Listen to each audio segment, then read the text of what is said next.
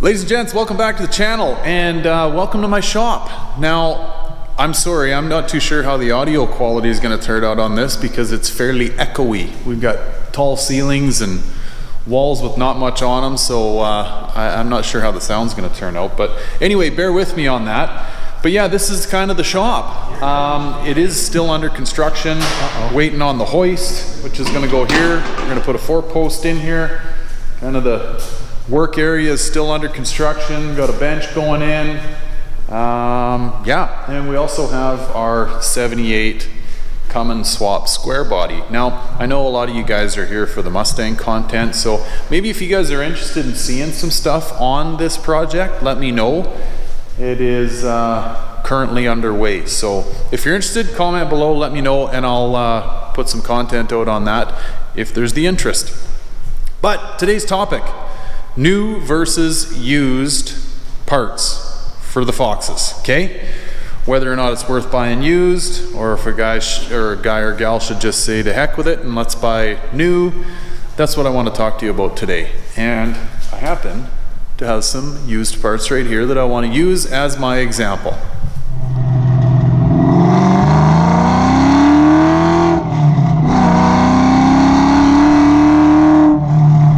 Alright guys, so I found these parts locally. Now these are for my mom's convertible, and I'm actually thinking about maybe changing the name of this project to Grandma's Vert, because I got 3 kids and we refer to her more as Grandma than Mom now. And actually, for any of you that follow Lou Creative, if you don't, you should. He's an absolute beauty, and he calls his convertible Grandpa's Vert, so that might be a neat little twist on things if I got Grandma's Vert and he's got Grandpa's Vert.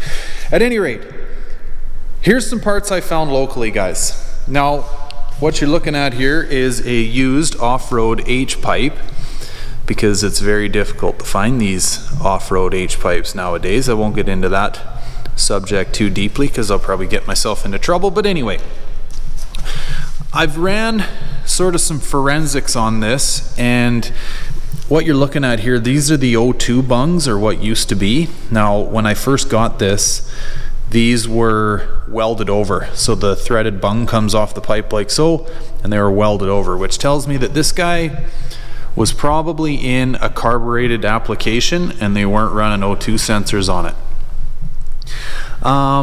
So anyway, yeah, I cut them off, and this thing's kind of been outside leaning up against the wall for a little bit, so it's getting weathered. But anyway, I'm going to get some new bungs for it so I can run O2 sensors.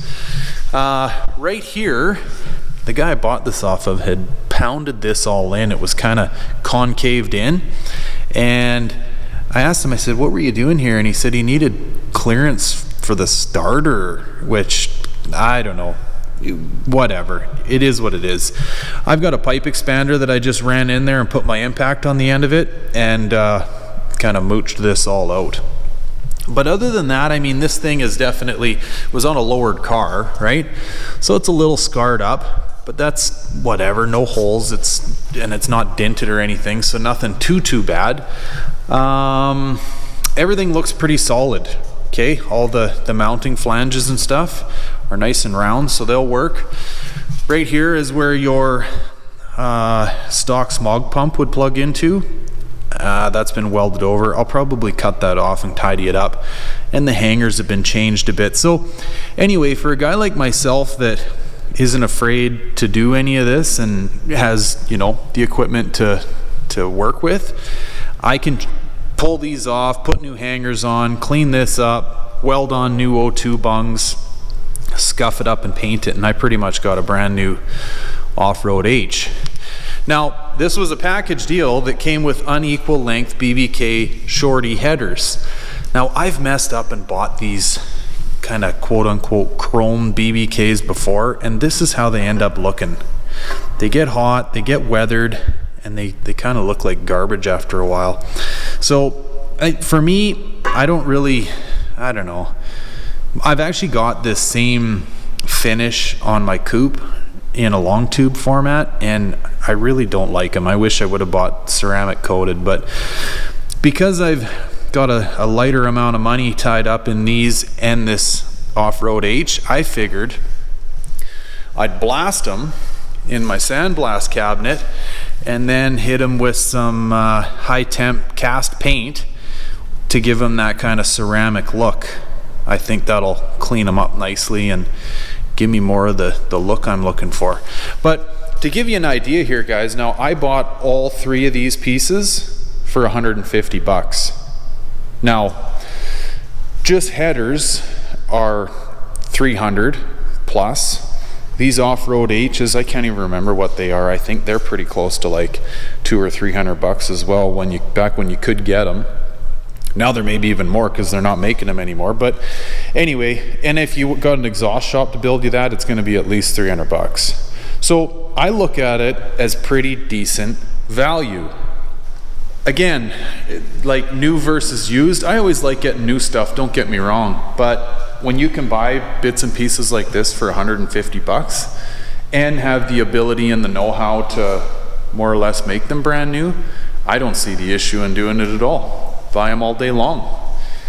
So anyway, what I'm going to do is I wanted to kind of show you what I'm starting with, and then I'll fast forward, do some work on them and show you what I ended up with.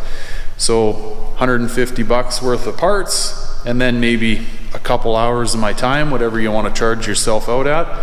The way I see it is I'm still ahead of the game. But anyway, stay tuned, guys. I'm going to run you through how I get these tuned up, because actually there's some little goofy stuff too. This one shorty header has the bolt stuck in it. Essentially the bolts that come through and mount to the H-pipe, it's rusted up and snapped off, so I got to try and get that out of there. A little bit of farting around. But anyway, get these to new standards and I'll show you the final result.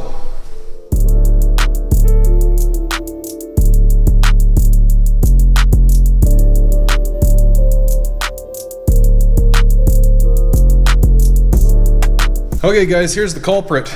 Now don't mind my makeshift vise, I just got some C-clamps on the side of this flatbed. Don't have my vise on my bench yet, so gotta make do. Anyway, this was what was snapped off in that exhaust header. So this is what should be in there, but this was snapped off somewhere down here. And I had one thread hanging out the top that I could just ever so delicately get this nut on there. And then I loaded it up with weld and let it cool, and then I could back this whole snapped off portion out. I've seen guys do this with cylinder heads too, where you'll have a bolt sheared off in a cylinder head, and you just put a washer on top of that bolt to give yourself some protection between the flat surface of the cylinder head. Run a washer, or put a washer on it, put a nut on it, make sure they're the same size as the threaded bolt you're trying to get out. Load it up with weld, let it cool, and back the snapped off bolt out.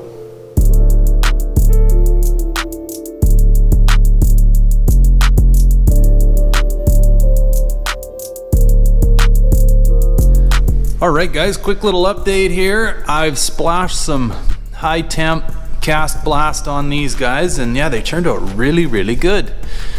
So, sandblast, cast blast, and I got a set of, well, brand new secondhand headers as far as I'm concerned. I think they turned out quite decent, and all for, like I say, 150 bucks for the headers and H-pipe. Not a bad little bargain. Okay guys, now I haven't done anything with the H-pipe yet. And most of the reason being is I need parts for it. I got to get those O2 bungs, and well, I kind of need to have it situated in the car so I know where to put the exhaust hangers and stuff. So that'll be more of a game time tune-up, being that I'll need the car up in the air and horsing around with fitting it and stuff, right? So, but I guess the moral of the story is you can find cheap used parts, let somebody else take the hit, like the hit you take when you buy something brand new from a store, right? They obviously mark things up. Let them take the hit, and then you can pick up the pieces when they're done messing around with whatever parts. And I mean, people are always upgrading, and or getting rid of stuff. Maybe they bought it and they didn't need it, whatever, right? So you can do all right. And I think in this case I did.